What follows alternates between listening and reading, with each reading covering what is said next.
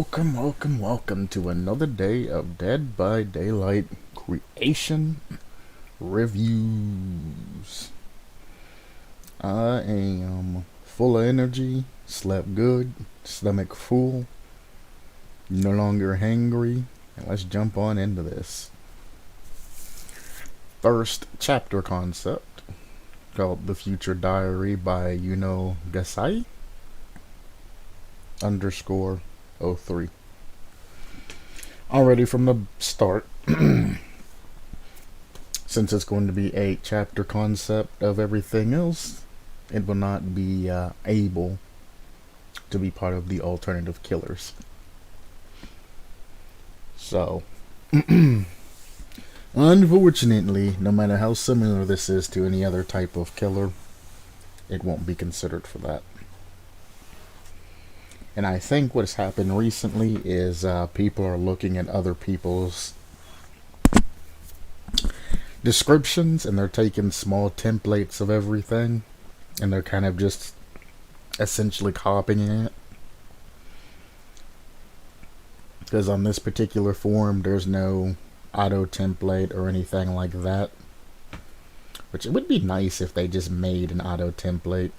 Where when you started, you clicked on like killer concept or something, and it gave you, things to fill in.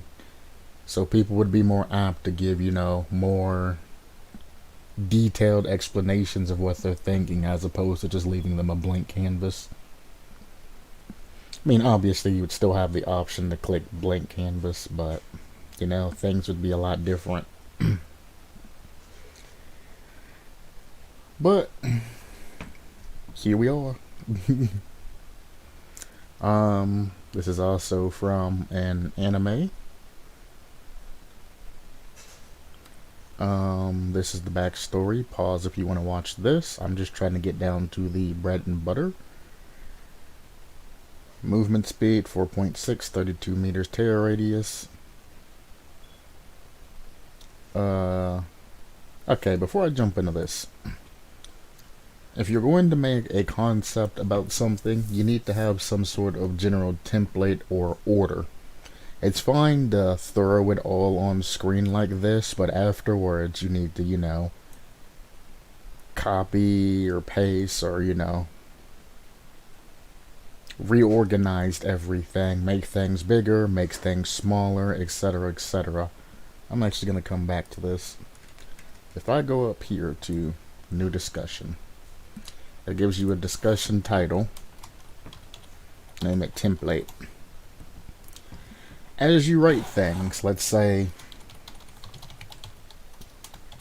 killer name goes here.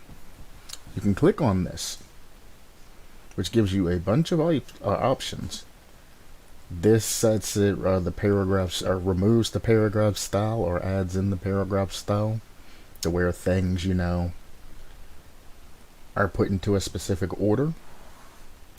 You can click this to toggle special formats. You can quote something like this to make it all nice.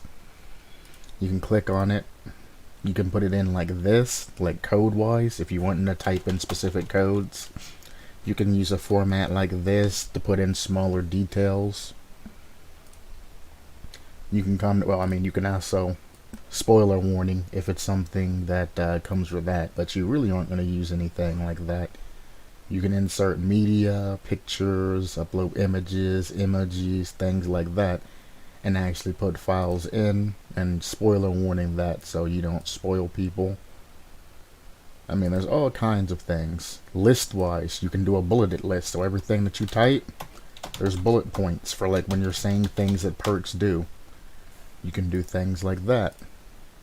You can use an ordered list, 1, 2, 3, 4, 5, instead of typing it out differently. If you're wanting to, 1, killer perk, or under the killer perk, this has 5 effects to put out your different tiers. You have the indentation, which I talk about all the time. If you put perk name here, the perk name here goes blah blah blah blah blah blah blah, and as you're describing this particular perk name, you can start going, and then after the particular perk name goes, and you have the extra flavor text that you want off the end, like, this perk can only be activated once, or you want to put the other flavor text of, what quote somebody says. Just make an indentation after you put the main flavor of text, and then put, this perk can only be used once per trial. So now you have the perk name, you'll have multiple different lines about everything else. Keep in mind that I'm pressing enter to get the A, B, and C. If you don't press enter, it will just cycle through without including the A or B or any of that.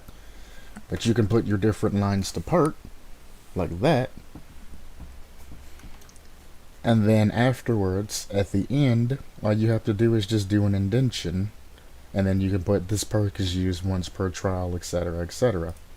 Even any of these that you click on, you can access this menu. So you can click on it and indent it. You can outdent it to pull it back. You can indent it. You can click on this and make, well, you gotta do it like this. And highlight it, which pulls up the other menu, which enables you to do whatever you need to do for this particular thing. You can make it italicized, or not italicized, but smaller like this in different text. So now you have all of this wrote out. This part can only be used once per trial in different text. Like, play along with the menu. There's the italicized, you can embolden it. Killer name, you can embolden. Perk name, you can embolden. And it's just as simple as just highlighting. You can even do that special text if it's something that you want it to. Let's say I edited something and I no longer want this perk to be used once per trial, and I came back in to make a specific edit.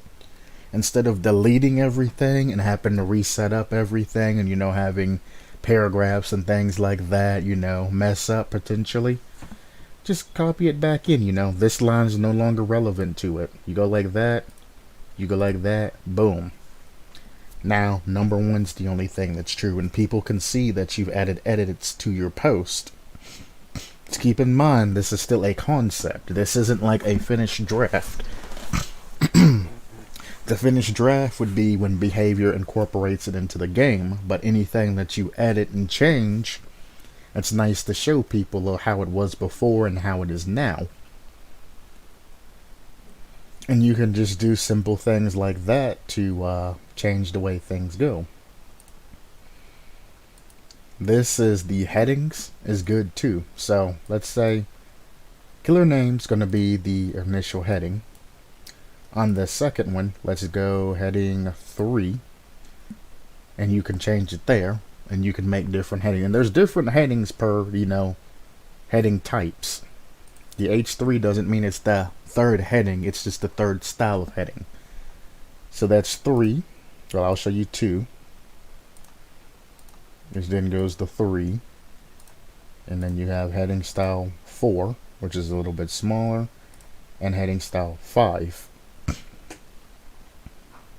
Keep in mind that all of this is in bold. It's still bold. And all of that, and you can italicize it and do all kinds of other things. So if you need different things, lit up or anything like that, you have different headings, you have different tools that you can use. If I want to get rid of the paragraph style and make it to where I can put down anything anywhere, like this, without having to worry about, everything being in paragraph form where it all is all perfectly in line and things like that, and I just want to free write, you can take the paragraph style out and you can write freely, or you can turn it back on, and as you write, things are going to be perfectly in line, like how you write regular paragraphs, with the indentions and all that other craziness. And there's a whole bunch of different ways that you can write this particular post, as opposed to just leaving things like this particular concept, this one, the future diary, like this. It's fun to put credits up top. I mean, credits usually go at the end of a project, but I mean, these are fairly short. You can put them up top. That's fine. You're saying shout out to everybody so they get noticed. That's cool. Disclaimer, this is only a concept. Changes and suggestions are accepted. I mean, yeah, you're not a game designer as far as I know, so everything's going to be a concept. Like I said, these couple of things, you can use the different headers to not necessarily make them big, because your credits and disclaimer and all that's bigger than your actual everything else that's coming through. Then you have all of the lore and things like that. And then you come down, and if you ain't paying attention, you'll just keep scrolling and scrolling, and then you'll be like, I'm looking for power. See, the perks are, teachable perks are separated and are easy to find. This, you actually have to look for this, which the perks, and then the killer power and everything else. Well, this is an overview. It's just not put into a reasonable order, like a very good order, and everything's not highlighted enough to show what you're talking about. When you're talking about, all of the killer's things, you don't want to put it all in one line. You want to keep it separate, list-wise. List this, movement speed, killer terror radius, height, things like that. You don't just want to shove it all in like this. You don't want to put it in part of your overview. When I'm glancing at this, I should be able to scroll down, find exactly what I want to do, go over everything, and then move on from there. If there's something that I don't want to see, it should be, clearly labeled and have spaces or something in between everything, so I know, hey, I'm not going over lore. I can just scroll down, skip past that, go to the next section, instead of having to go through, look at everything, read, go over here, go through the overview, and then, just kind of pick and choose. Also, this is a hell of a killer power. I guarantee you this can be shortened a lot. I'm glad you're explaining a lot of things, but, well, one, I know that it's probably the primary power, a secondary power, and probably a tertiary power, all part of this instead of being separated because of how everything else is. I haven't even started yet, and I'm already 13 minutes in and running into the issues of this just isn't my eyes. It's not very good to read. My eyes is looking at this and it's saying, no, just go to the next concept. Give me one moment.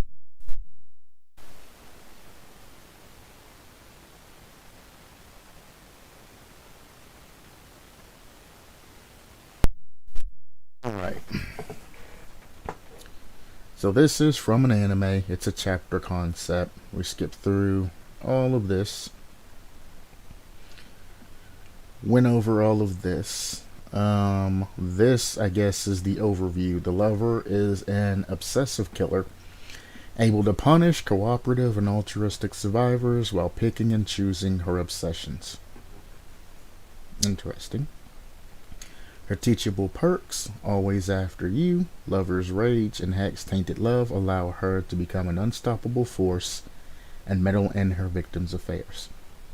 Remember what I said about being able to change the paragraph form? This is the paragraph form where things are like this, where they're spaced apart, things like that, allowing you to write things differently, except over pressing enter, versus the more freeform writing, which is right here. You see the difference in everything? The overview goes from here, spills down into here, and there's a space in between it even though it's the same thing. This is a classic example of what I'm talking about. It also says that the powers cool down 60 seconds up here, which makes absolutely no sense, but sure. And just even before starting this concept, what was it? Being able to choose her obsessions. You are going to have to dance a very fine line when you come to any type of perk that allows the killer to choose an obsession. Why am I saying this? Because Rancor and a whole bunch of other obsession perks already exist in the game. If you can just, you have to incorporate in this in a way to where you have to do something significant to change obsession, because if you can just choose it at will, then all you have to do is run Rancor, and towards the end of the game, you know, whatever survivors are left, you just walk over to them, make them your obsession, and then you just mori them. You go to the next survivor, lather, rinse, repeat. You run that with NOAD, just in case you come across, you know, multiple survivors, where you can knock one down instantly and then Rancor the other one. You know, that's a very, very ridiculous build. Especially if you have Blood Warden or other things like that, or the Trickster perks that blocks off the exit gates. And you can just be an endgame killer, because you can just mori everything. You know, you get what you can get during the game. Generally, you'll just want to tunnel one survivor, then stand there in front of them or around them to where nobody can save them easily. AKA the Bubba that's basement camping or whatever. Once you get one survivor down, you know it's a 1v3 situation. You play your best, and if you can't get any down, which generally you'll want to get a second one down, but after camping one survivor, generators are going to be just about popped. The second set of generators are going to be just about popped. So, you know, you only got like, what, a maximum of like 40 seconds left after you get that done to try and interrupt another survivor. And if you get them, great. You can just camp them, you know, towards the end of the game till Rancor activates, and then you just go after the other people, transferring the obsession, moriing them, and cleaning up the game, you know. And if they do happen to save the other guy or anything like that, you save one person for a Blood Warden activation, plus the Trickster activation, which blocks off the exit gates. So it's essentially just buying time till you can find them and mori them. Now, the one thing that no, it actually doesn't. I already know the answer. Never mind.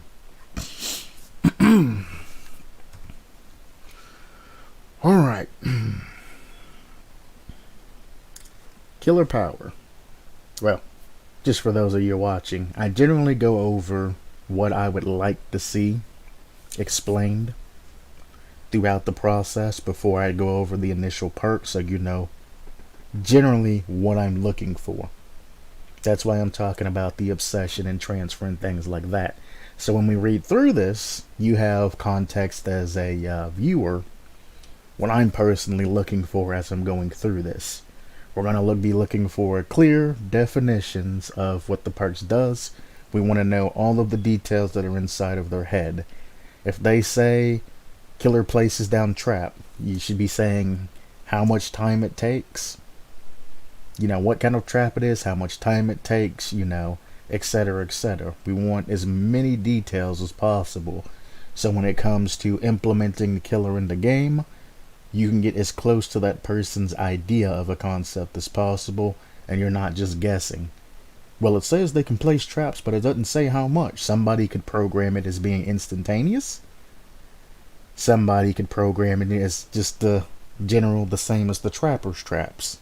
But if the killer's not made to take that type of time to put down traps, then, you know, it could be a detriment. So we look for clear definitions, and the main thing I'm going to be looking for is the choosing the obsession part. Also punishing the basically this. How you want to punish cooperative actions, how you're punishing altruistic survivors, and how you're going to majorly handle the choosing of obsessions, while still keeping it balancing, not just overwhelming for survivors. So let's jump on in this.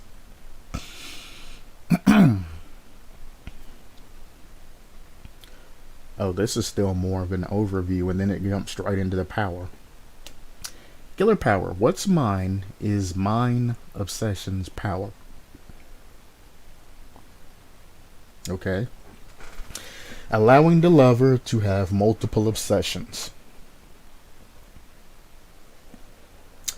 So already, this scenario that I explained, I didn't even look at any of this down here. I just stopped here at the end of the thing.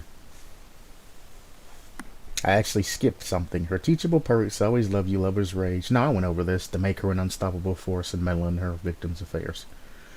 So already, first line, what I was looking for, how it was going to transfer the obsession. They're trying to give them the ability to have multiple obsessions.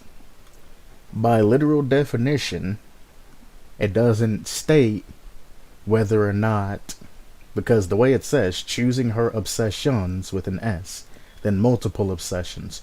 We don't know if it's going to be one person being an obsession and it transferring back to back to back to back, or how it said here, multiple obsessions, multiple people can now become an obsession.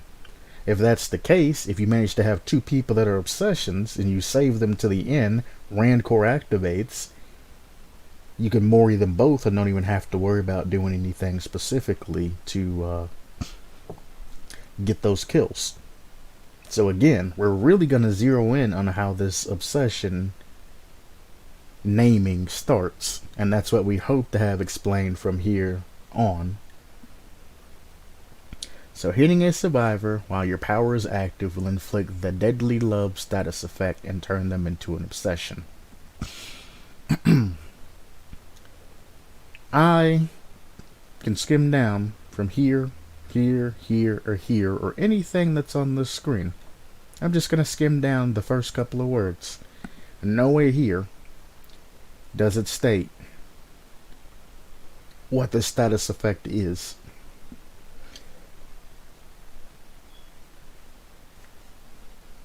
Like, what's it do?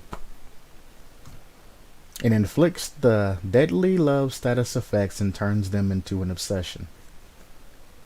The immediate thing after saying something about the deadly love status effect. One, this whole thing should be popped out and separated from all of this and put down next sentence. If you're not going to put it immediately after is what it's doing. Pull it all the way out and explain in detail what this status effect does right here where this owl power ability is supposed to be. Right here should be explaining that, so I have something to refer to as you're talking to me about this status effect. Now, while an obsession is under the deadly love status effect, which we do not know, they will trigger the lover's rage, which now we have two terms that haven't been defined to us, haven't been told to us, haven't been done anything. So not only did you fail to explain one, you've added two different status effects in there. There's nowhere here that I can go to get reference on this. So I don't even know what you're talking about when you're talking about when an obsession is under the love status effects, they will trigger the lover's rage for performing and receiving any cooperative action. I don't know what any of those mean. You're not telling me anything. I'm sitting here with a question mark over my head, and everything you tell me about these particular states you're talking about is irrelevant to me until I get an explanation. So what's going to happen is I'm just going to half-ass read or probably skim down until I find out what this is. And whenever it explains what it is, I then have to go back up and reread and apply it. So now I have to reread this at least twice to get the information that I'm looking for.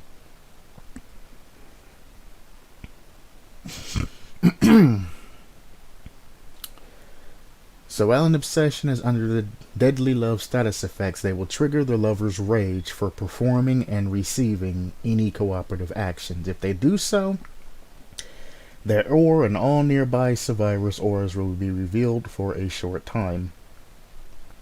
Then the lover will enter her enraged state. Enraged state properties at the prioritizes at the bottoms, properties at the bottom. I guess prioritizes at the bottom, maybe? I don't know. Properties at the bottom? I don't understand what this is. Any obsession with deadly love will be exposed for the duration of the enraged state. The lover's enraged state will end when she puts any survivor that's the obsession into the dying state, or if she gets stunned. Any survivor who touches or comes near the survivor under deadly love will be exposed for as long as they remain in proximity. Deadly love can only be removed if an obsession reads the correct cursed diary. After the correct cursed diary is read, another term that isn't being explained, deadly love is removed and they are no longer an obsession. A handful of cursed diaries can be found around the trial. If an obsession is already created at the start of the trial, they are automatically inflicted with deadly love. Once an obsession is placed in the dying state, the lover can't enter her enraged state again for 60 seconds.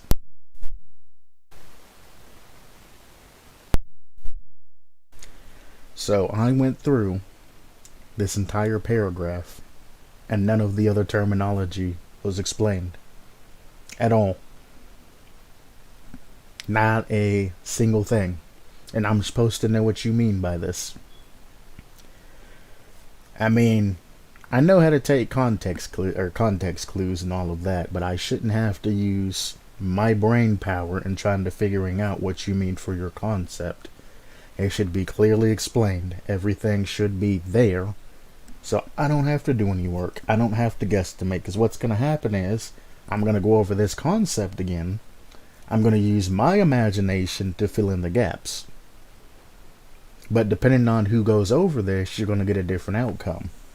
I've done a couple of reviews now, so I'm going to try to lean towards a balanced perspective. But if I do this and I go down with these reviews, or if I decide to comment or something else, and the original content poster is like, that's not how my killer's supposed to go. How am I supposed to know? You didn't tell us anything. You gave me all of this huge paragraph trying to explain a whole bunch of other things, but you didn't even explain the base of it. You're telling me how to put the engine together and what the engine does, but you're not telling me what part of the engine, or what part of the car is the engine. You know? What's broken in the car, what each part does, things like that, where they go. You're just telling me the instructions. You know? You're teaching, or you're telling me how to put the chair together, but you're not clearly defining which pieces. You put piece A, B, and C into D, then you put E on top, and you screw them all together. But I don't know what any of the pieces are. I can take context clues and put the chair together, because I know what a chair looks like. I have experience of it. But somebody else that doesn't do reviews or anything like that are going to be like, what the hell? You know?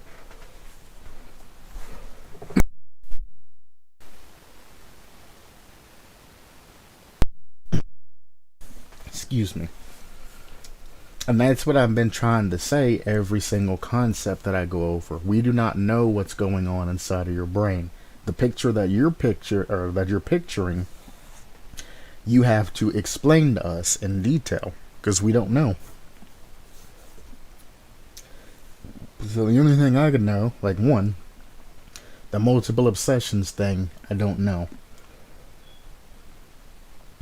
But hitting a survivor, any survivor, where the power, or eating any survivor while the power is active, they get the deadly love status effect and makes them an obsession. Doesn't say anything about breaking the obsession limit or anything like that, so I'm going to use literal words. You can have literally, if you hit every survivor, you can have 4 obsessions. While an obsession is under the deadly love status effect,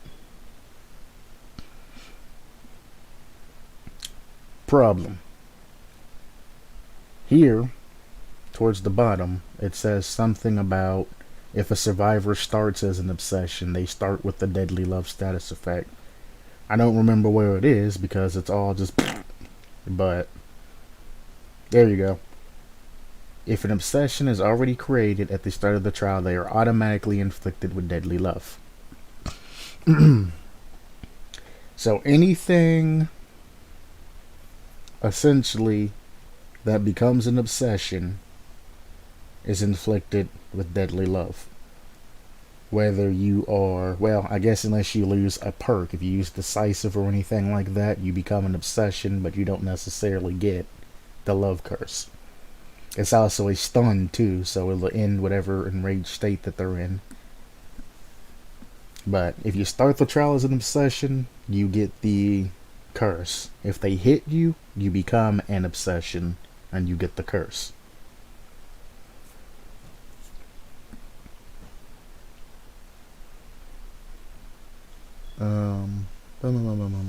Hitting the power while your power is active will inflict the deadly curse status effect. That's another thing. While your power is active, the enraged state is the only thing mentioned here, and here is the only thing with a 60-second cooldown. So once you get that enraged state, that lasts for 60 seconds. Besides that, there are no other cooldowns. So any survivor that you hit, per logic here, is going to become an obsession.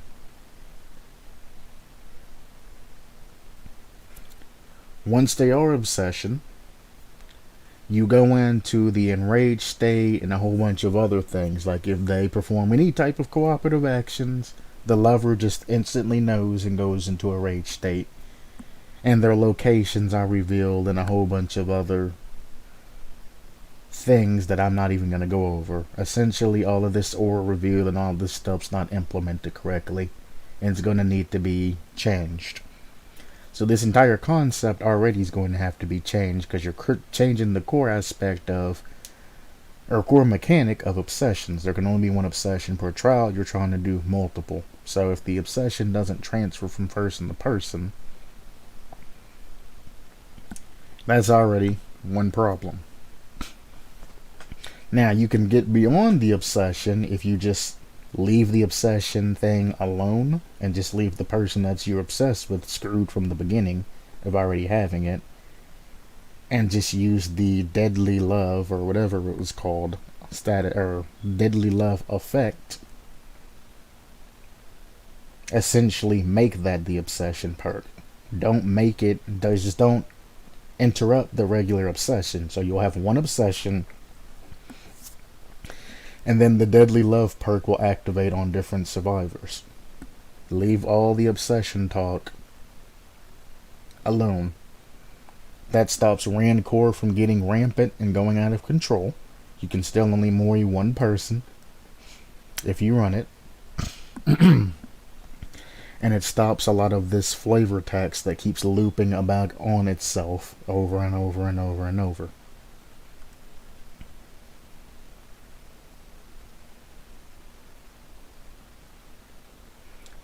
But like, it's how all of this is wrote. Again, it's what makes this confusing and makes me not want to really go over this.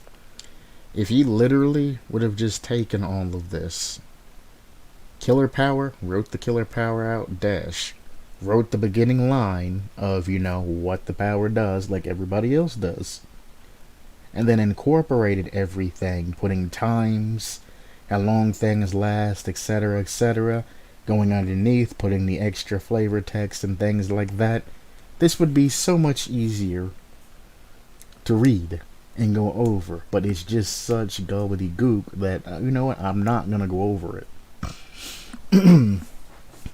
What I got from reading this the first time, everybody gets cursed. Everybody that's cursed, if somebody else helps them with a cooperative action, they go into a lover's state or a lover's rage. and everybody else has their auras revealed. Essentially, that's what I got from this. The only way to get rid of the deadly love effect is to read one of the 4 diaries or whatever. One of the diaries, the correct diary that's been put throughout the map. Doesn't state anything about the diaries except for, well, it says a handful. Let's just use their terminology. A handful of diaries around the map. Doesn't say how you find the diaries, where the diaries can be, if they light up an aura when you get near them or anything like that. So, it's the same with the bucket of water on the arsonist. They're not being descriptive about the particular diary aspect, which should be separated from the main killer's aspect. That should be its own separation from this. It would make this a lot shorter and a lot easier to understand.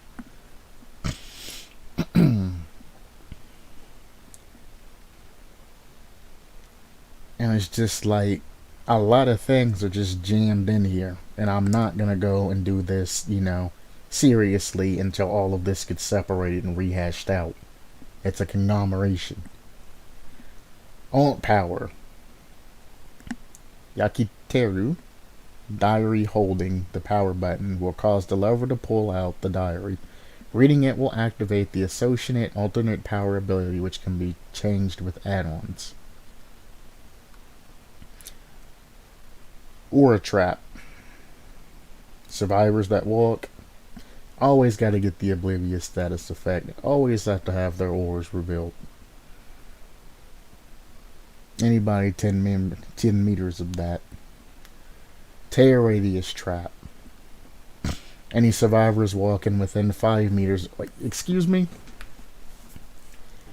10 meters on this one shows your aura to the killer and gives you the oblivious status effect. 5 meters of this gives you their tear radius and gives the lover the undetectable status effect. Don't you think that it's worse to have your aura revealed than for another survivor to have a tear radius? Isn't that kind of wacky there? Watashi no Ai Megumi. Changes your blade into scissors. Hitting a survivor with scissors will cause it to remain in the survivor, and the survivor will get a bleed out or deep wound target. They must make haste and read the diary to remove it. They don't read the correct one in time, they bleed out. Reverse bear trap, that's what that is.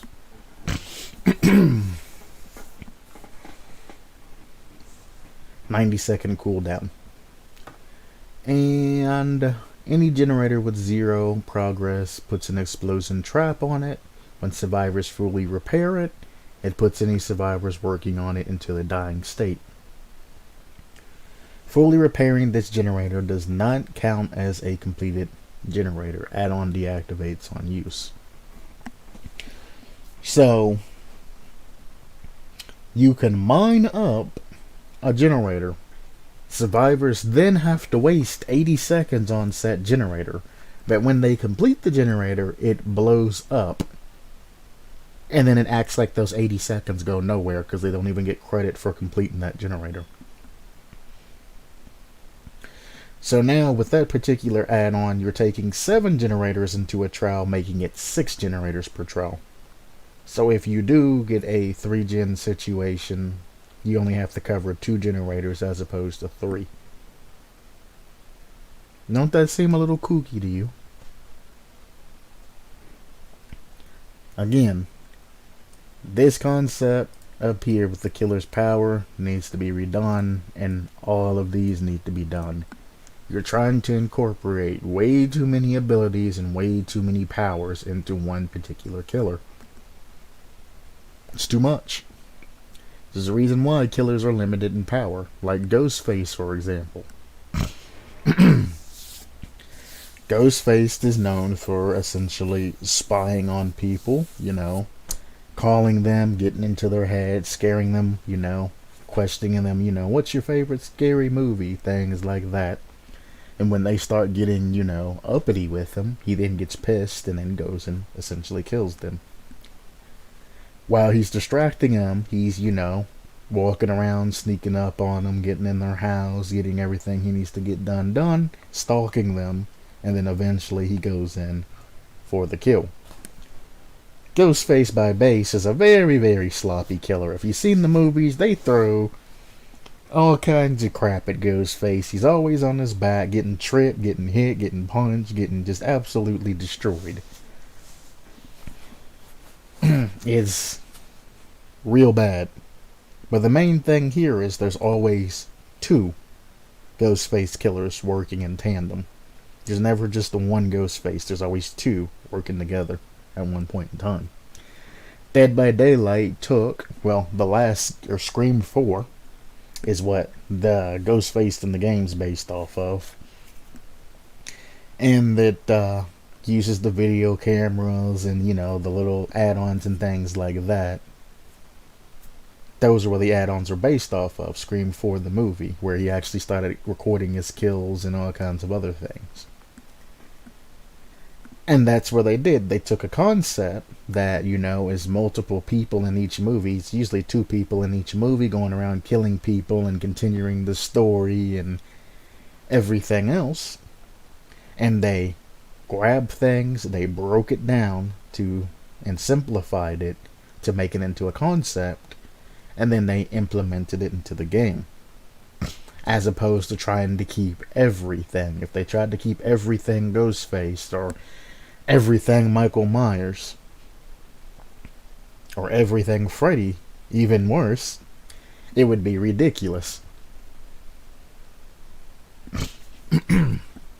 Absolutely, positively ridiculous. They would have to rewrite the game for each and every character, and it would be like, the game file would be huge. So you got to keep in mind, yes, your particular killer, by lore-wise, might be able to do all of this, but you're going to have to cut out most of this. One, realize that the entity is the higher power here, and, well, the entity's not going to allow you to have all of these crazy powers, because then your power is going to end up rivaling its own, and that's, well, not savvy. And two, the game has limits as it sits now. I mean, they're working on another game. It may be another Dead by Daylight 2. It might be a completely different game. Nobody knows. I know it's going to be of the same genre. You know, like horror and things like that. Because, well, they kind of went out and said that for the most part. But,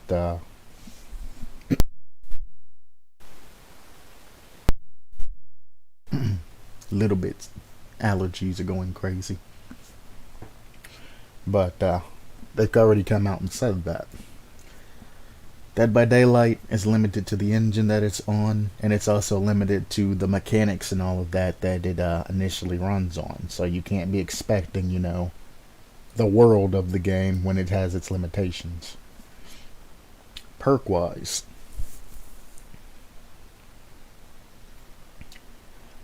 I guess Always After You is the name of it. And then your obsession will find it much harder to escape from you. Increase the range at which you continue a chase while chasing your obsession, making it harder for them to successfully escape. The bloodlust speed boost will maintain for an additional 10 seconds after any survivor escapes.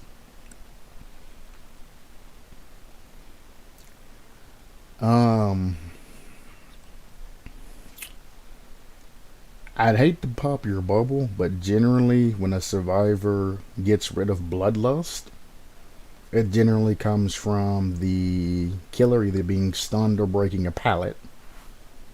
It's generally when killers lose bloodlust, or, you know, they successfully make that hit. But, I mean, an undamaged survivor is generally going to drop a pallet and escape that way, because as soon as the killer breaks that pallet or gets stunned by it, bloodlust goes away. So, that perk's not generally great unless you're going to run away and ignore every single pallet in a pursuit of this person and try to get the bloodlust 3 as quick as possible. But I mean, any survivor that has a brain and sees that you're not dropping pallets is just going to go to a god pallet and force you to break that pallet, or they're just going to keep running back and forth and there's nothing you can do. Or they'll just go through, vacuum, drop a pallet on you, and stun you that way. Because you're going to have to respect every pallet you go to, or make the go around, which is going to make survivors just fake dropping pallets, or force you to come in for the stun. Even if you get confused and you lose the survivor's trail mid-chase, they're either going to crouch and hide around a corner or something like that, which, I mean, you can easily get back and chase with them if you're smart enough to look in, general areas. Or they're just going to continue on their way, which is going to leave, scratch marks and everything else, which you can just get back and chase with them. So there's no need to extend a chase that already ended, because you can just get back into it and just essentially reset. So this perk doesn't have really any use. The only time you would have any use for this is if you're playing like the cornfield or something on Code 1 Farm, and they 360 juke you in the corn or something, and you use that extra bloodlust you have to like run around the corn and try to find them real quick. But in that case, they're probably already gone or gonna rejuke you again, so you can't name a perk Lover's Rage when up here you have something called Lover's Rage. Yeah, the Lover's Enraged State. You can't keep those similarities. You're gonna screw some people up when they're trying to learn this. You can't. I'd suggest another name. The lover goes into an enraged state, and then you have a thing called Lover's Rage. If I was reviewing this and I would have looked down and seen Lover's Rage, I would have just immediately associated this, especially because it's an active ability activation, and I would have assumed this was this, and I would have went off that basis, and then you would have been like, hey, that's not exactly right, that's a perk, it's not part of the actual power. And I would have been like, I don't know, you're not saying exactly what the enraged state is or does here, so I gotta go out for something, I would change that name, but let's see. Your bloodlust manifests in a physical force. The idea of your victim escapes you, fills up your rage. Pressing the active ability button on any upright pallet will break. Nope. Again, only thing you're going to do is as soon as you get this rage built, you're going to go to a god pallet, you're going to break it. You're going to go to Kill Shack and break it. There's a 2-minute cooldown, so that's just enough time in the game to just get the god pallets. You might as well just make the perk break the god pallets at the start of the game. That's all you're doing there. No.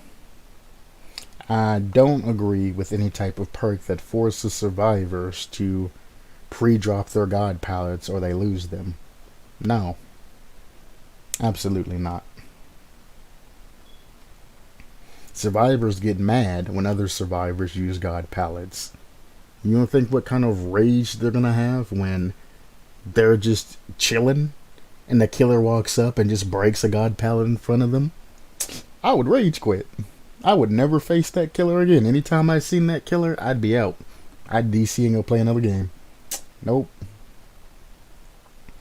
Hex, Tainted Love. Your love for causing pain and misery. No. Use the word excites. Excites the entity. While Tainted Love is active, all survivors who are not your obsession suffer from the broken...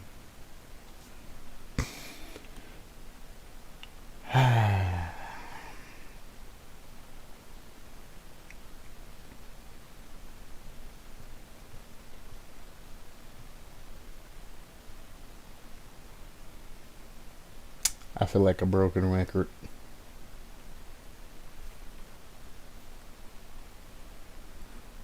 Referring back up to the top, the power, multiple obsessions, the terminology for that hasn't been established yet. I don't know if the obsession transfers between people or just goes from person to person to person to person. Looking at this perk, it's going to have to go from person to person to person to person. And essentially what you're forcing is everybody who joins this game is going to have to play essentially a no mither game or a plague game. But essentially you're going to start playing a no mither game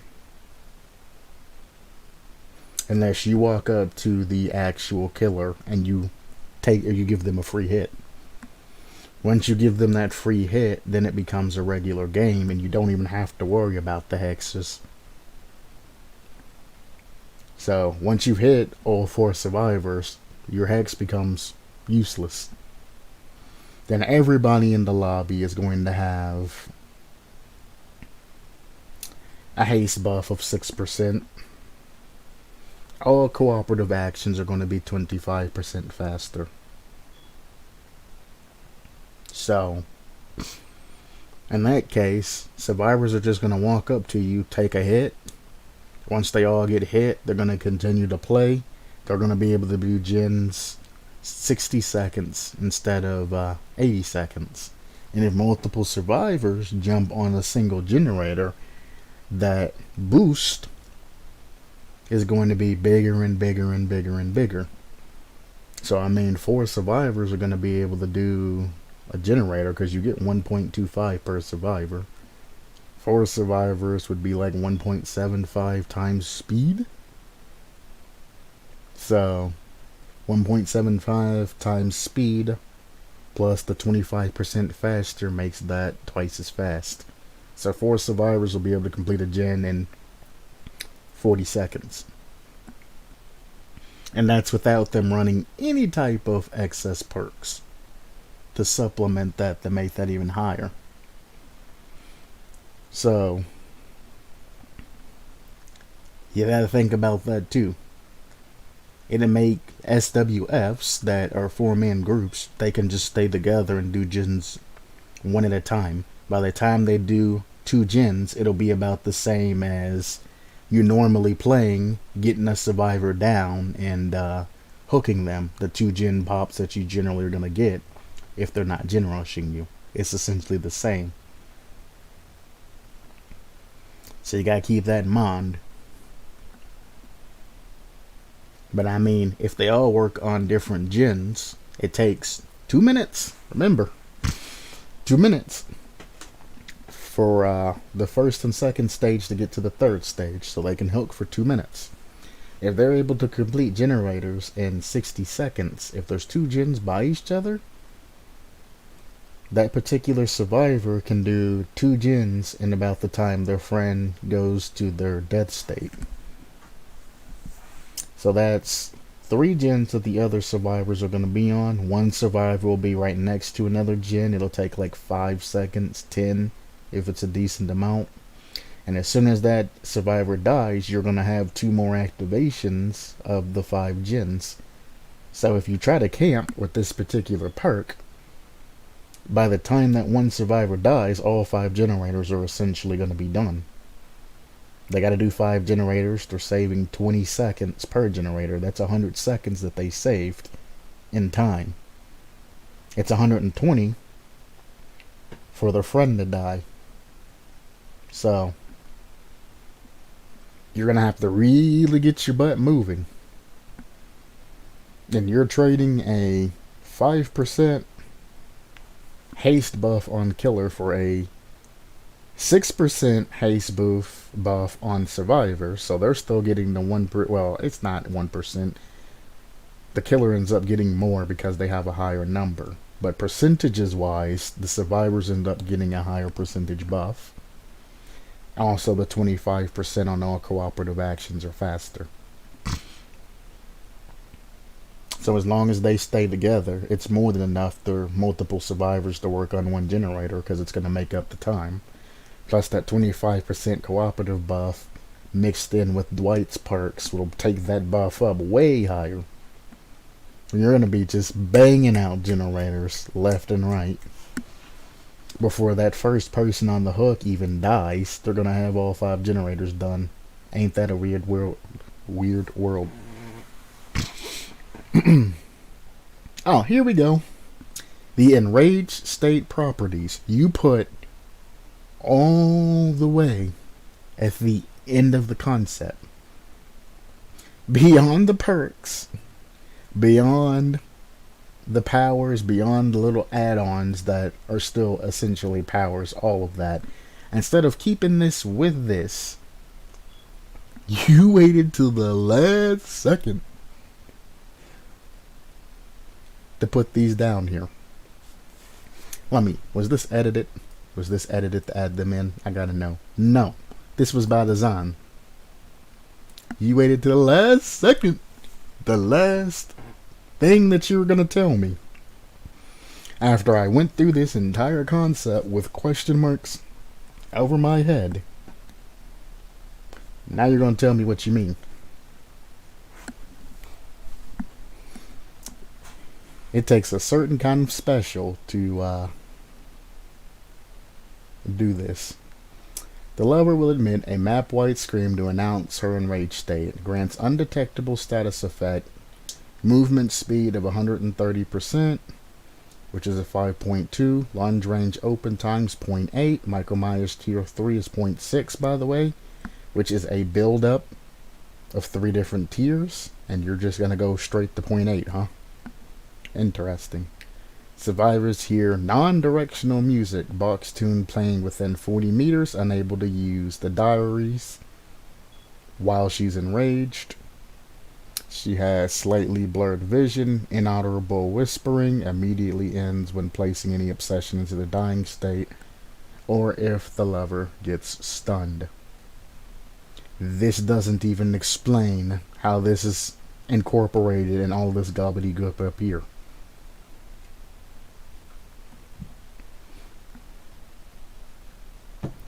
All in all, I would give this killer concept a D.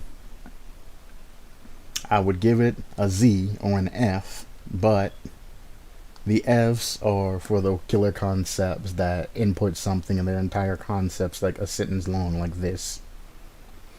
Those where the Fs come from. The ones that don't explain anything, they just say the 2 words, they're in and out. So I'll give you a D. Because you do have a lot of flavor text and all of that. It might not be in the same order, and it might not make any kind of actual sense as implemented into Dead by Daylight. I mean, anybody that watches the anime, The Future Diary, instantly has an idea, and they understand what this person's talking about.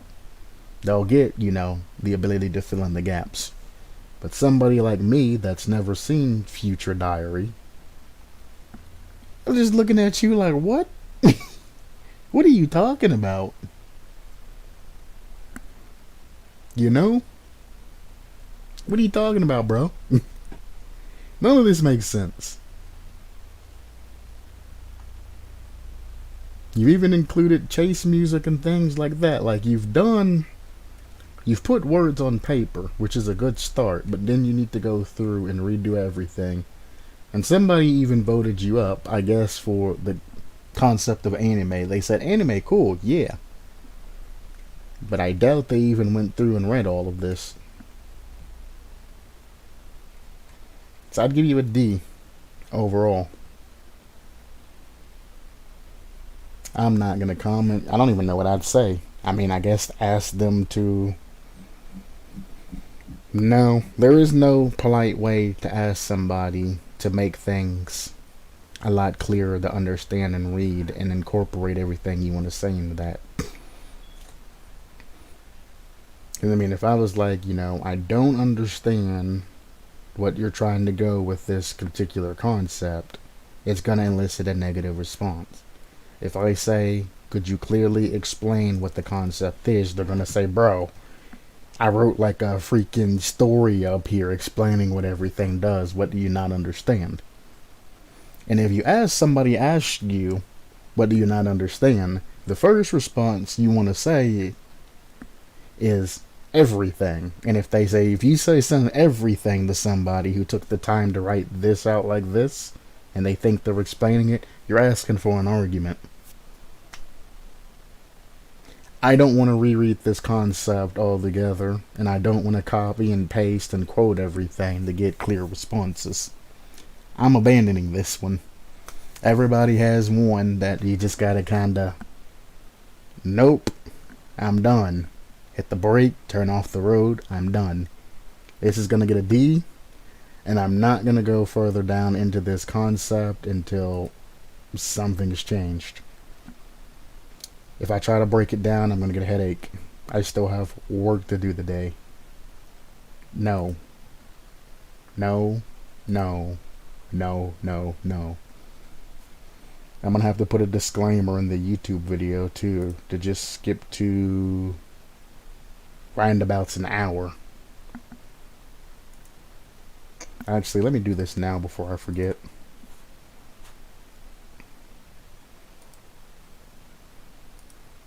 I still have work.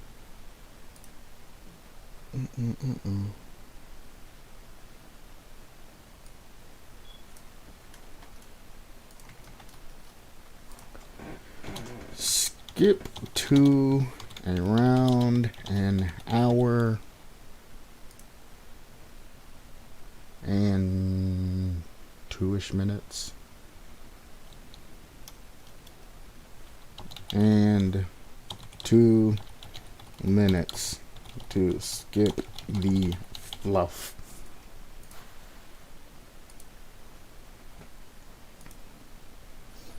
And that'll be about 10 seconds out. Cool. Alright, last concept didn't go as planned, so I'm going to jump back in and try to do another concept that's a lot better. Still a double post here, by the way.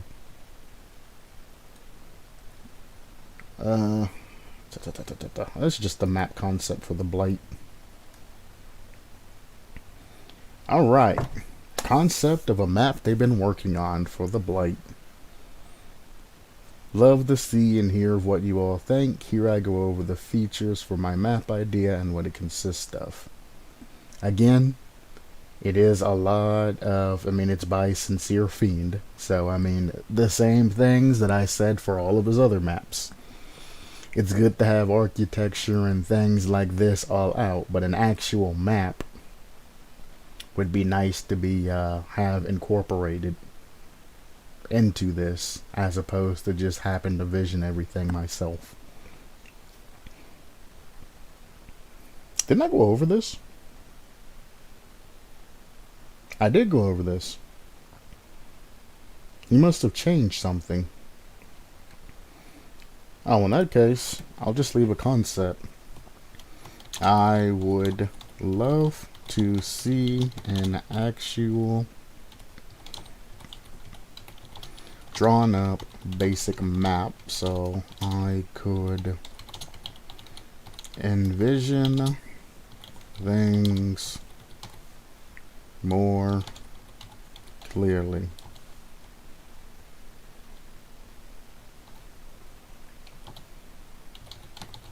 Besides that, decent concept.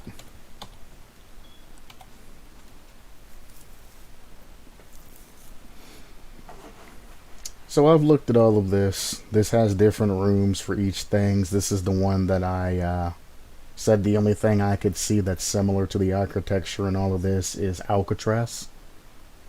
So I said I essentially just pictured Alcatraz with another smaller brick building to the side. Well, it was like here, and then it had another brick building here, and then it had pieces around and things like that. Set pieces is what I mean, around.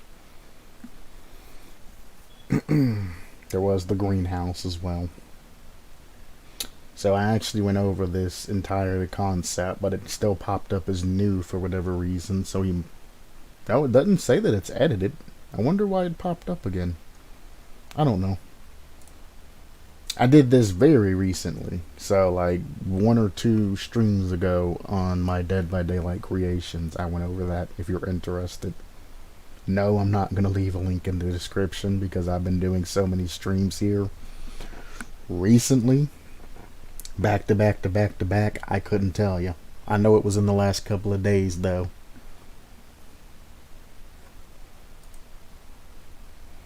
All of the Dead by Daylight ones are labeled Dead by Daylight creation reviews in some form or some way.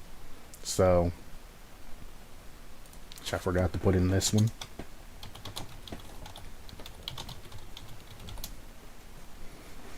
So anything that says DBD creation review is content for that. If it doesn't say that, then you don't have to worry about clicking on that video if you're looking for it. It's going to be very easy to find.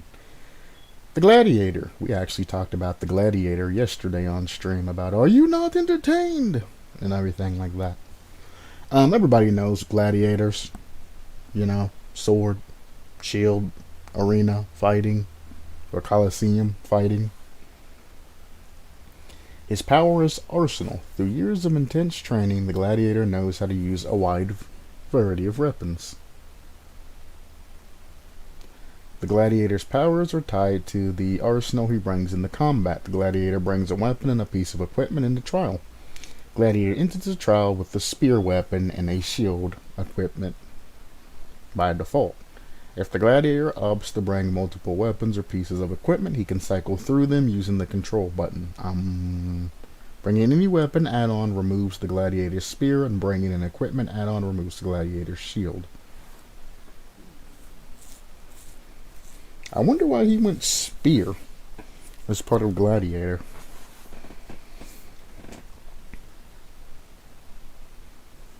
Interesting. Spear has extended basic and lunge attack range. Okay, gotcha. Extended basic and lunge attack range. Once every 20 seconds, this spear can be tossed up to 32 meters. It doesn't say in an arc, so I'm assuming it just zooms straight like Leonidas' spear. Leonidas' spear.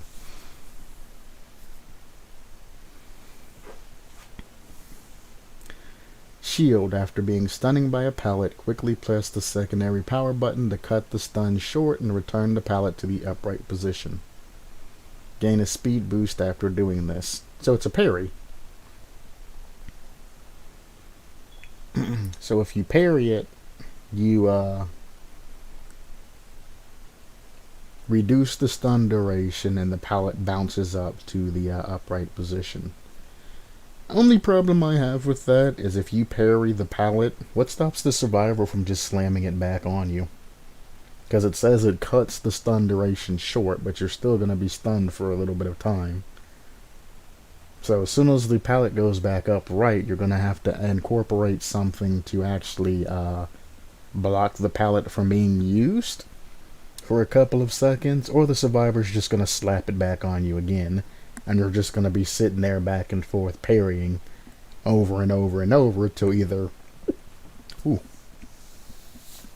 you miss the parry and the survivor eventually runs away, or they just get tired of trolling you and they just leave regardless, or they just loop around while you're stunned to the other side of the pallet and drops it, even if you do kind of block them from using that pallet. Especially if it's like a god pallet or something like that. If I drop like Kill Shack pallet, by the time you parry it and get that small speed boost, I'm going to be all the way around to the window, and I'm just going to hop back through it, run back to the pallet, and drop it again.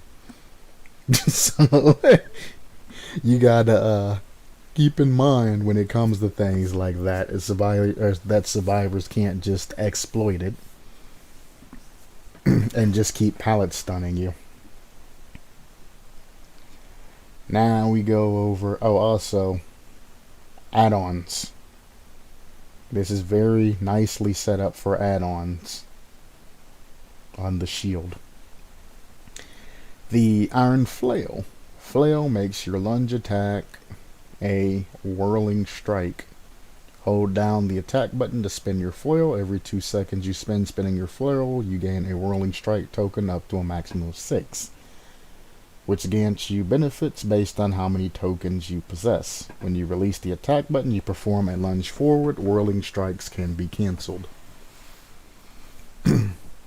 Problem. You say nothing along this while you're spinning your flail. Speed decreases. So I'm to assume that you can still move at the 4.6 meters per second, but your speed doesn't decrease. Which means to me, as long as survivors aren't throwing down pallets or jumping through windows or anything like that, you can essentially run, catch up to them, and just sit there spinning your flail till you get enough tokens, and then whop.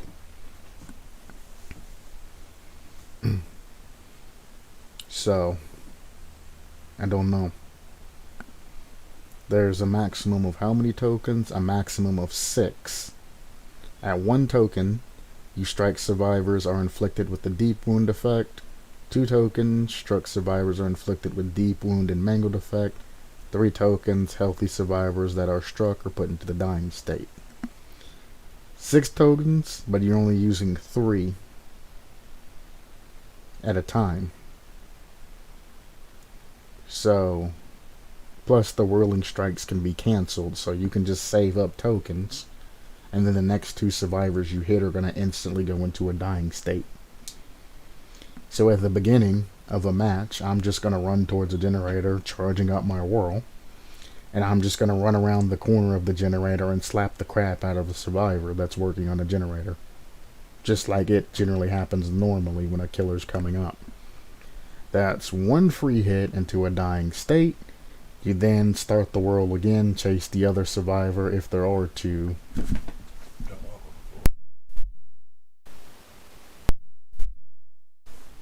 Then you can just whirl up again, chase the other survivor, put them into a dying state, which again is just not very savvy.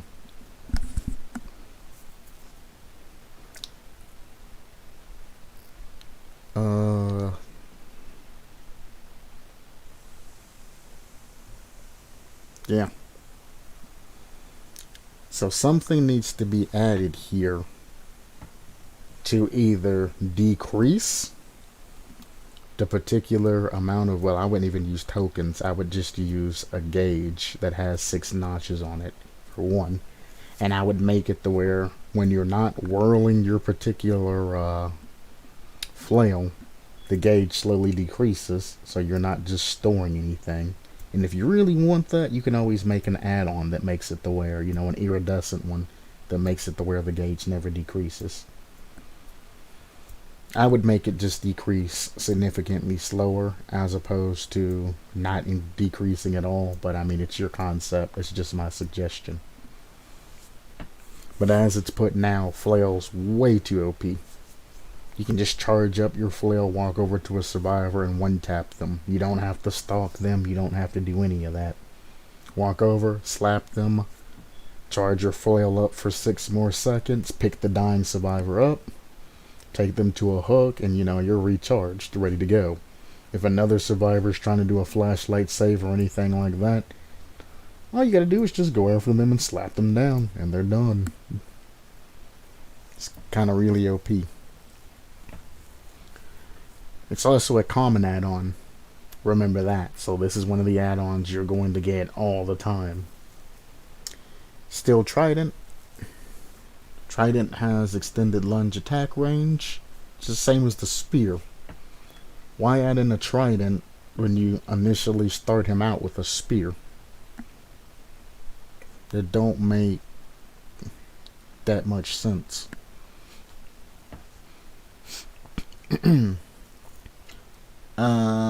When a survivor's in a dying state, you can skewer them with your trident, making them stick in the ground. While skewered, survivors recover from the dying state 20% slower and cannot fully recover from dying state and cannot move. This can be removed by the dying survivor in 11 seconds or by another survivor in 6 seconds. Why would I ever use trident over flail? Yeah, when I eventually knock a survivor down, I can throw my weapon at them and lock them in place. Then what? Do you use your fist when the trident's gone? Or does another trident just magically pop into your arms? So that needs to be defined. You go back to your basic spear when you throw trident. And then again, why don't you just incorporate this into the particular spear, the regular spear, and just have that to where you can throw the spear once the survivor's down and have its regular power. Just incorporate that. Then you'll have a spear and a shield.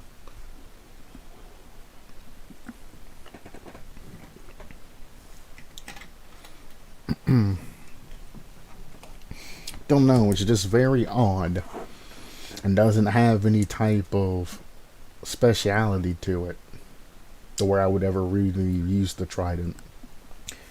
Brandy net, I'm going to call it a bolus. It's a lot simpler. A net thrown for trapping opponents or survivors. Survivors trapped in net suffer from hindered at a 10% status effect for as long as they are in the net. The net is removed slowly while running, faster while walking, and fastest while standing still. When a survivor trapped in a net is hit, the net is automatically destroyed. Performing a net toss has a cooldown of 10 seconds. Okay, it does say weapon and equipment. Gotcha. This says weapon. So can you shield bash? Like what is your weapon of choice when your primary weapon's gone? Because you have the shield. You always have the shield.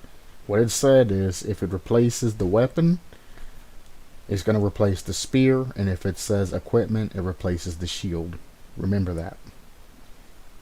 So when you throw your trident, the only thing you're going to have in your hand is a shield. Can you not interact with survivors, or, you know, what's going to happen? I need this explained. When you throw that, what happens? Or when you throw your spear at the beginning, what happens? The net is equipment. It replaces your shield. Okay, you'll still have your spear, so you can throw the net, trap your opponent, and then throw the spear and hit them or walk up and slap them. Gotcha. The net has a cooldown of 10 seconds. Once it's destroyed, it don't come back for 10 seconds. Definitely needs to be increased to like 30 seconds being its high, and then coming down and scaling down to like 30, 25, and 20 seconds. If not, literally throwing a net at a survivor, knocking them into the dying state, and then hooking them. By the time you hook them, is going to be more than enough of the cooldown, and you're not getting any type of negatives from that.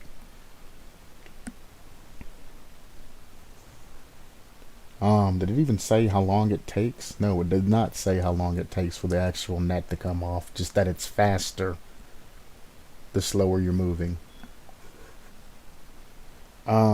Rusted caltrops, which would replace the shield.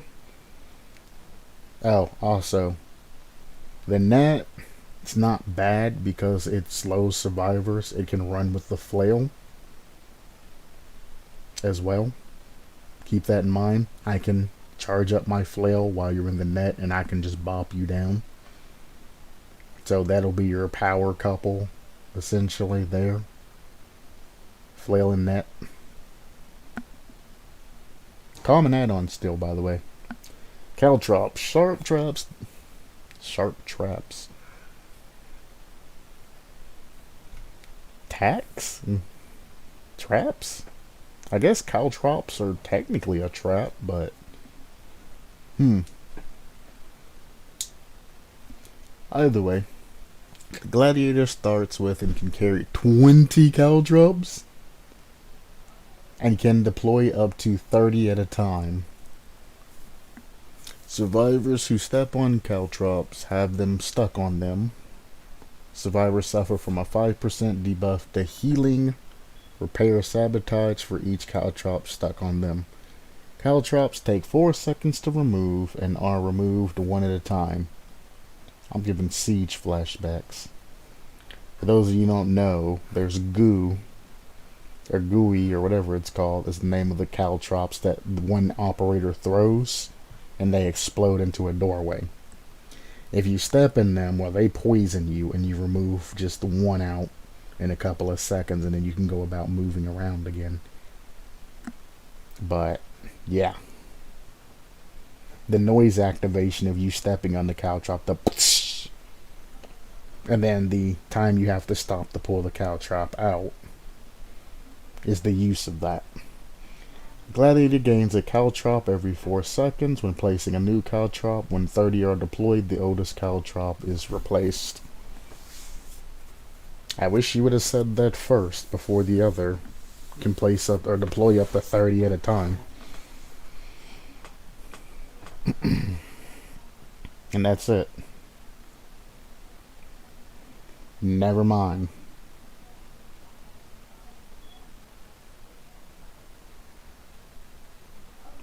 Okay, all of these are the same things repeated, but it just adds an extra buff to it.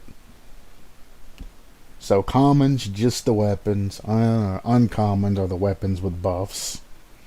Rare are the weapons with greater buffs. Very rare, etc., etc., till you get to iridescent, which gives you a spice shield. When you block a pallet with the shield, the pallet is destroyed. That's what I was kind of looking to see iridescent-wise, shield-wise. Blood-rusted spear point. The maximum range of your spear toss is increased by 20 meters. Healthy survivors 24 meters or further from you are put into the dying state by spear loss. Or tosses. Increase spear toss recharge time by 5 seconds. So what you wanted to do here, and you almost nailed it, is you want to decrease the maximum range of your spear toss. Because it's a one-hit kill. And if you look at Dead by Daylight, the majority of ranged things have some sort of negative, like Huntress.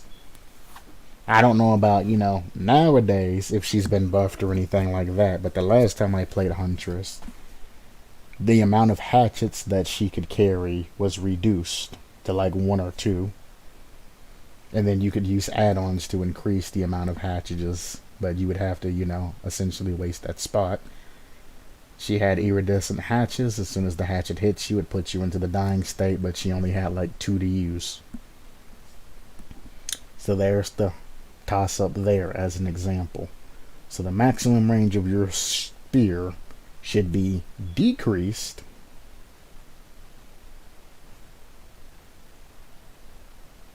and then the dying state and all of that. But I mean, you did do well in balancing it, making the survivor being hit with the spear happen to be 24 meters or further. But you never indicate that there's any type of the speed at which the spear flies. It doesn't arc. You didn't say anything about arc or anything like that. So I'm assuming that this spear is going to be like a boom, and you're going to be like, zoom! And if that's the case, it moves about as fast as, like the Death Slinger shot or something like that, where it's essentially instantaneous. It's not going to be that hard to get these hits. So I would definitely decrease the maximum range of the spear. And then just make healthy survivors go down. And, do everything else. The time it takes to charge the spear, like you said, make that longer. Or ready the spear, make that longer, etc., etc.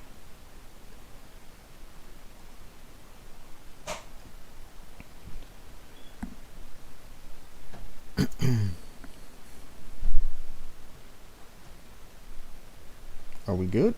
Are we starting the job yet? I don't know. Perk-wise, you have Fire with Fire. When you hit a survivor who is carrying an item, depending on that item, you get some sort of advantage. Maps, you can see all auras of survivors for 8 seconds. Flashlight FOV is increased by 12 degrees for 35 seconds. Toolbox, generators regress 100% faster. Medkit, your next hit inflicts the mangled effect and key. Next time a survivor sees your aura or an aura of another survivor, you see their aura for 8 seconds.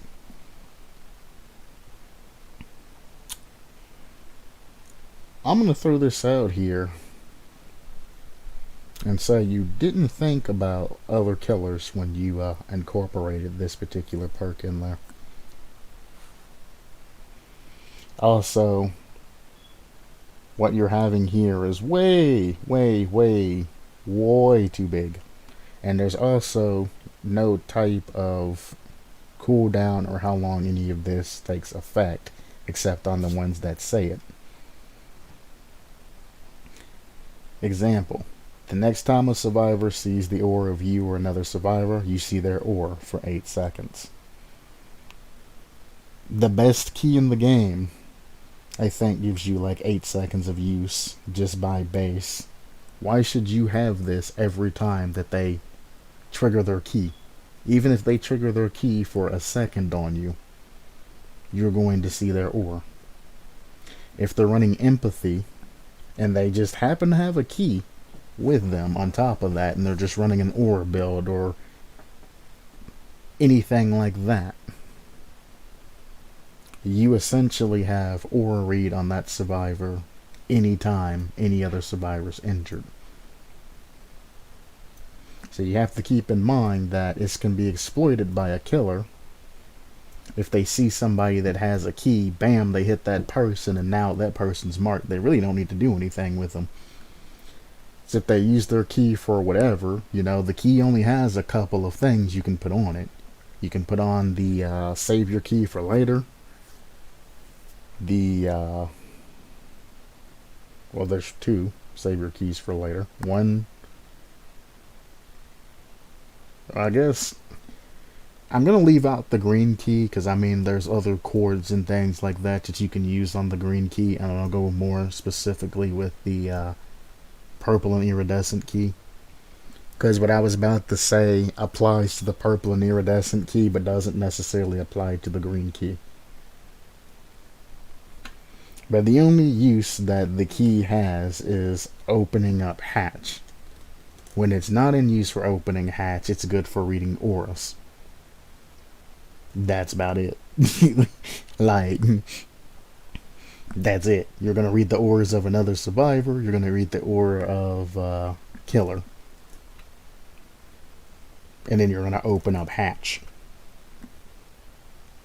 So, key's broken. If a survivor runs any type of aura reading thing that reveals you or any other survivor, you're going to have map-wide sights on them. Medkit, weak as heck. Your next hit inflicts the mangled status effect on the particular survivor, which is 50%, heal efficiency loss. Only thing I'm going to do is I'm going to drop my medkit in front of a survivor that I come across, and I'm going to have them heal me with that medkit, because they can do it a lot faster. That's all you got to do.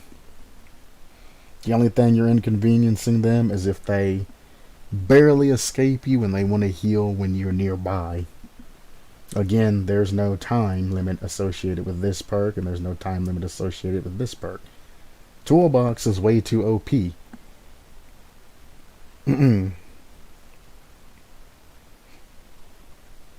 Way too OP. If I'm using a dinky brown toolbox, imagine if they came out with an even faster black toolbox. Holy. If I'm using a dinky brown toolbox and you hit me when it's in my hands, now Ruin's gonna regress at a 100% faster rate. That don't make sense. Flashlight wise, if you hit somebody with the flashlight, I don't want my FOV to increase by 12 degrees by any kind of seconds, because they're just going to use FOV tag and tear me absolutely up, because they know my FOV is going to increase if they figure out I'm running this particular perk. It's very easy to take advantage of the killer's FOV.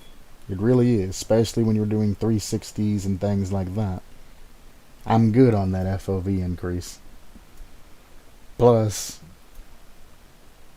flashlights are more common to be ran in like SWFs and things like that. I generally, if I have nothing else to grab, I'll grab either a crappy med kit with a syringe or I'll grab a flashlight more times than not if I'm playing Survivor, just because I can. Stream wise, I do things a little different, but personal wise, I generally are always running a flashlight or little med kit. I just want to burn them up. I don't like the lower tier med kits and things. Like the low tier med kits are syringe fodder for me, or stipic agent fodder. That's what I use them for. Low end flashlights, I just use them, as kind of like clickers. They don't really last for that long. If I pallet stun a killer, I'll get a double blind on them. And then I'm out, I rarely see survivors running around with maps anymore. So, I really don't know about that. But I mean, if you're hitting a survivor that has a map,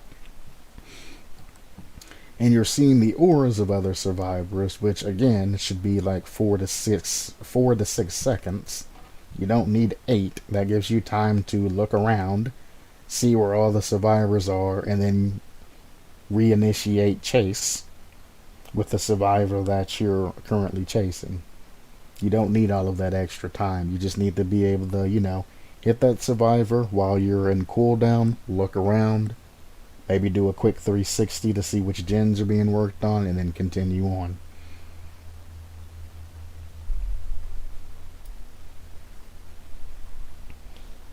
Tireless Devotion. After hooking a survivor, you gain 7% speed boost for 10 seconds. Why only a 7% speed boost? At least make it worthwhile.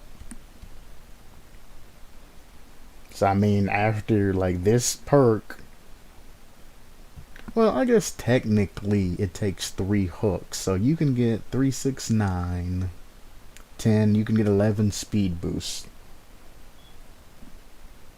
in an entire game. So it doesn't make it that bad, but I mean, if you do the math, killers move at 4.6. 10% is just an extra 0.46 on top of that, which makes it 5 point whatever. So 7% is not going to increase you by that much. It's going to be, let's see, 0.46. You have to divide that in half, 0.23, and then add 1.5, or you can just do 0.5 off of that, but I ain't good at doing it that way. 2.3 plus 1. Let's say 2 rounded up. So 0.35. So like 0.35ish speed added on to that. So you're going to be moving at 3.8 speed essentially. Or 3.8.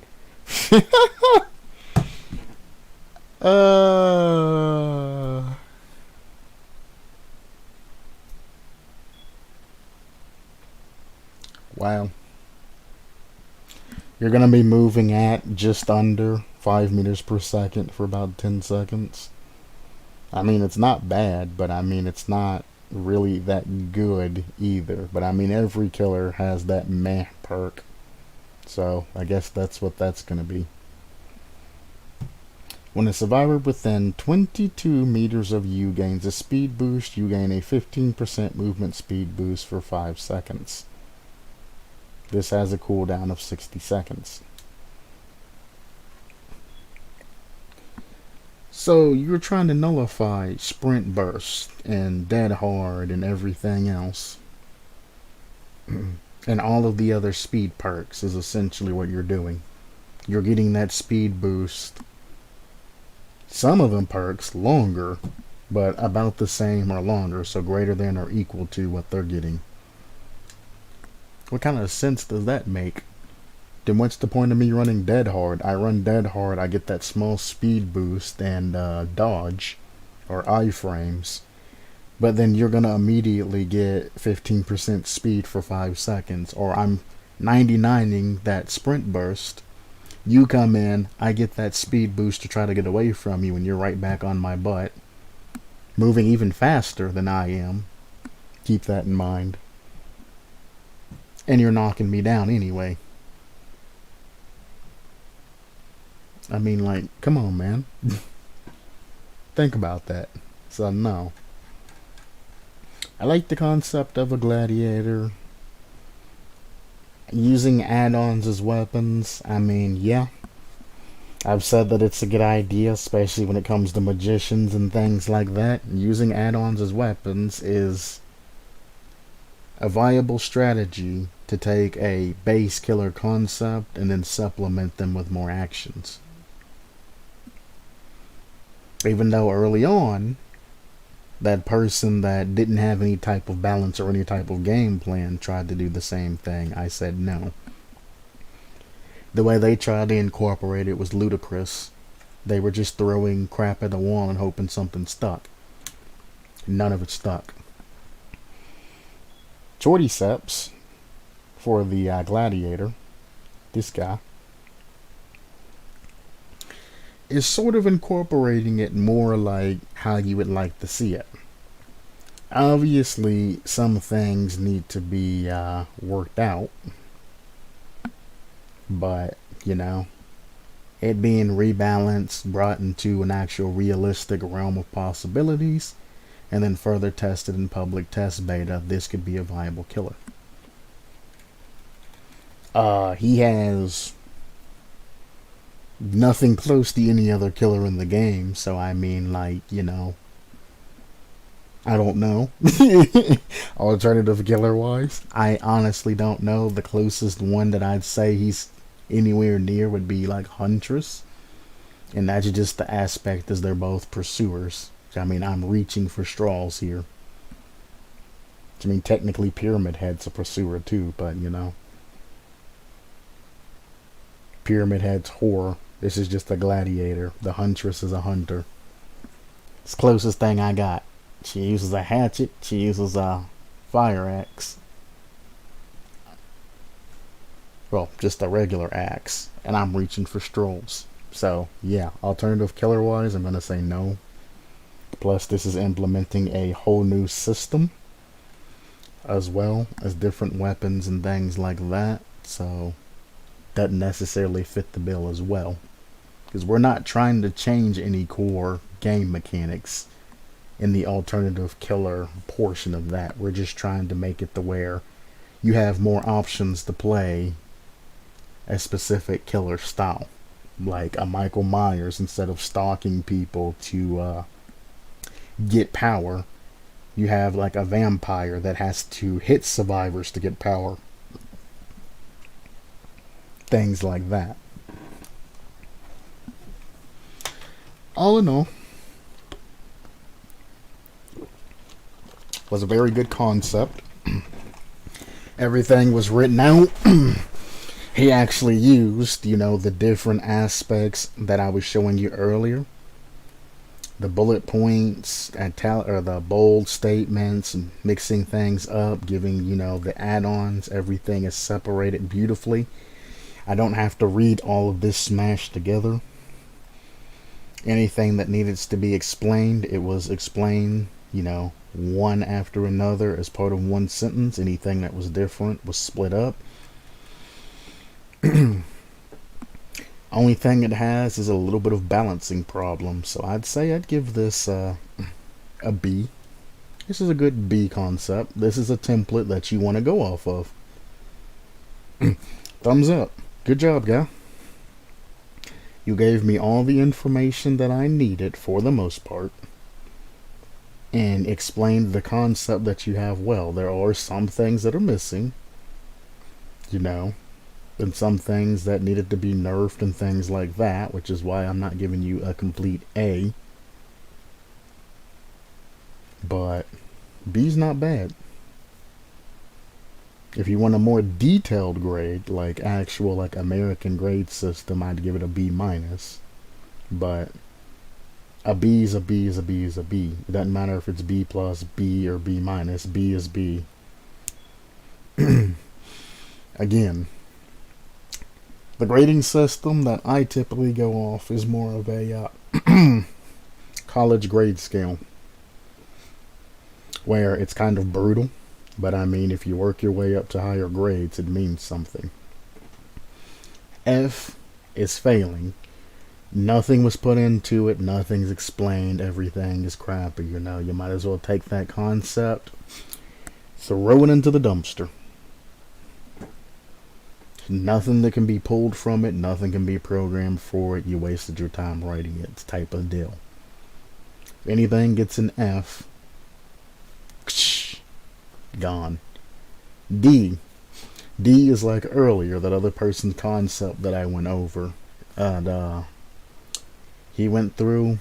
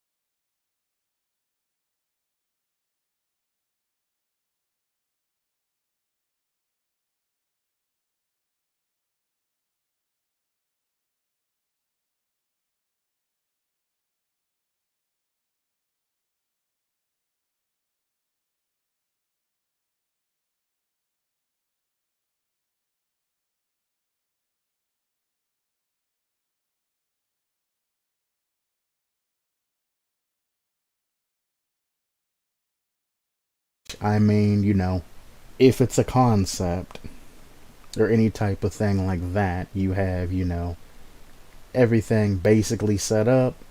Your powers comes in, it explains what it's saying, all of that. Any secondary powers, etc., are all explained.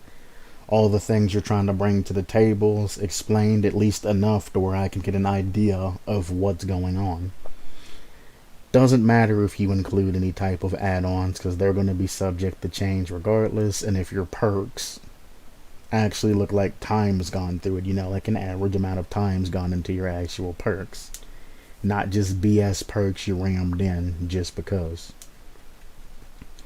B is something like this. It's just a killer. It's not a concept. It doesn't have to have all the conceptual information in it. It's just a killer. I mean, it's not a chapter concept. It's a killer concept. It's just killer. Don't have to worry about any of that craziness or anything like that. So killer wise, he gave the basic, which I mean he doesn't even really need to do. If you don't include any of this information, I'm not going to dock you points unless it's something different. 32 meters is regular tear radius, 4.6 is regular movement speed. You actually don't even have to include that information. The height being tall, that's information you want to include. Because if not, I'm just going to assume it's a medium-sized killer, you know, just an average killer. Tall is something you might want to include, but it isn't really relevant. He gave an overview of what his killer does. So before I even started reading any of this, I already knew. His power is dependent upon add-ons, and he changes up his weapons because of the add-ons going in. Then on top of that, his power, which is the arsenal, he clearly explains what happens and what each add-on, whether it's a weapon, replaces the spear, or an equipment that replaces the shield. He told me everything I needed to know for the future down here when I'm reading, so I didn't have to refer back up. He explained it very clearly. And then he started and showed that the spear is what you start off with if you have no add-ons, and the shield is what you start off with. I like how he included this with the main power, and after it he put it, you know, away. So the main power is explained, and then he showed the default that you start with right here. That's the default killer state. What they can do, etc., etc. Then with add-ons, he clearly explained how everything is. He didn't give me, you know, the exact details that I'm looking for at some specific times, but that can just be added in 2 seconds. This concept's a B because, you know, it's good. It's very good. Very easily to implement, or easy to implement, with a little bit of changes. It isn't a material, it's not all-star, it's not up there, it's not super flushed out like amazing, bing bang bang, everything was, spot on, because I don't have it. Well, I guess I could incorporate an S plus, but that would be like a personal grade. If their particular concept blew me away personally, that'd be like the Q seal of approval. If you manage to get a C, you are doing a good job. That just means, you're on track, and with a little bit of improvement, you can get up to B. Most concepts start off at a C. And then they either go down in quality as the person works on them, or they go up in quality. As long as you're getting a C or higher, you're passing. You're good. You're getting below a C, you're falling off. You need to correct something. This is a B. He is on the right path to going up. If he fixes a couple of things, he'll be up in A territory. Ready to go? Ready to implement in the game? Bada bing, bada boom, bada bing bang bow.